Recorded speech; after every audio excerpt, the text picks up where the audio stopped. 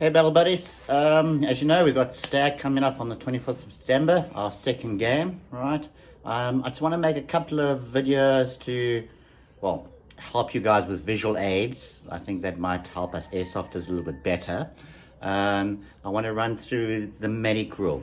The last medic rule, it worked, but it wasn't perfect, so we're going to try refine it a little bit better. Easy for me to say. Right, so what's going to happen? Each player will have two of these white bands. These are your tourniquet bands, right? You'll put them in your pocket somewhere, in your pants pocket, your top pocket, wherever you want to do. You guys decide how you want to do it, right? If you get hit, first thing you do, you shout hit, right? Take a knee, do the dramatic, I'm dying, whatever it is. Obviously, make it be as loud as possible so that person knows you hit, okay? If you are standing, I think the best thing to do is shout the hit, go to at least one knee so we know that you're hit, and keep your hand up or something like that. Wait till someone gets to you. How you will come back in the game. Your buddy will go and find your tourniquet. You cannot preempt it. You cannot stand there waiting for a medic, take your tourniquet out, put it around your arm, and ready for your buddy to go as soon as he comes and slips it on quickly enough. And that's not what I want to do. You must put it in your pocket. He must find it. You can tell him where it is. You can say it's left pocket, right pocket, or whatever it is, but they must take it out of your pocket, okay? They must slip it onto your arm, and they must secure it in the right place.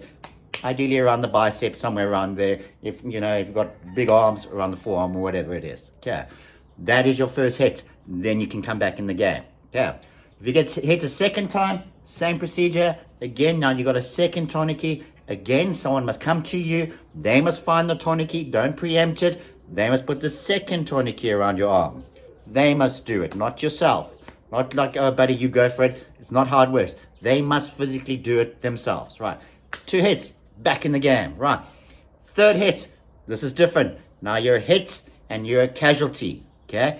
You've got a bleed out time of 2 minutes. So if no one comes to you and takes you to a casualty point, you will have to stand still for a minimum of 2 minutes. I would like to make it longer, but let's try 2 minutes.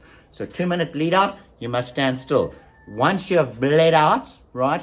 Now you must make your way to a CCP, casualty collection point. Now how that works, guys, is you will have medics in the game. The medics will be carrying these little flags. They come apart and they come apart in 3 little parts. The medic will have this flag. A medic that's designated medic can go and make a CC point, a casualty collection point, anywhere in the field. You can do that at any time. This can move at any time as well. But the flag must be planted. You must make a collection point. You make your way to that collection point, right? Within that 5-meter radius of that collection point, the actual medic, will be carrying bottles of water in his rucksack. You will go to him, he will medic you. Let's put this down. You will chug this down. You must finish the water. You cannot have a sip and throw it out. You must chug it down. Guys, if it takes 10 minutes, it takes 10 minutes. Sip it and drink it, whatever. I want it finished. Once it's finished, crush the bottle, give it back to the medic. It's important that you give it back to the medic. The medic will only carry a limited supply. For him to get more water as your relives, right, you'll have to take those empty ones back to his FOB, the forward operating base, and you'll have to get a new supply of medical supplies. But he cannot do that unless he has the empty bottle. Okay, so number 1, this brings us all the trash off the field, and number 2, it gives another responsibility for the medic to do. Okay, so let's recap again, guys. Each player, either faction, exactly the same medic rule, will have 2 tourniquet bands. You get hit, another player must find your tourniquet band, take it out of your pocket, put it on your arm. Hit again, the other player must find the tourniquet band, put it on your arm, and then if you get hit the 3rd time, that's when you're a casualty. Stand still for 2 minutes, or someone takes you, or someone rescues you, and you go to the casualty collection point, a CCP. Right, guys, the CCP, once you get there, only a medic can give you the water. It's not a toss it across the field 20 meters. You must go to the point. The medic takes out the bag, hands it to you, not tossing it to you, hands it to you. You finish it, right? Crush it, give it back to him. You can go back into the game.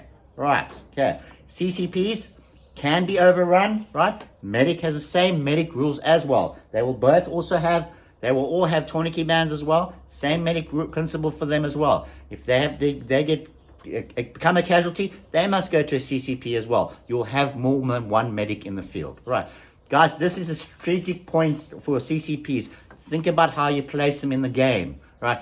Like I say, they can move, but think about placement. If you're going to do an attack an area, think about where you're going to put your CCP, that each player knows about it, so that if they do become a casualty, they can come back and get back into the game as quick as possible. It's a tactic and strategy you guys need to think about. Right. So guys, that's the medic rule. I think it's pretty basic, pretty straightforward. In terms of the bands, right, guys, Ross has kindly made a whole lot of bands for us. Ideally, guys, I think you must all start getting your own bands. I think Ross and I must just chat about how much he would like to sell them for. You get a band, I think stick your name on it, and going forward to all the games, we have these bands and we use them in future. For the water, guys, this water has been sponsored by Clover and Gerard. Big shout out to Gerard, bud. Thank you so much. We really, really appreciate your support. Thank you so much.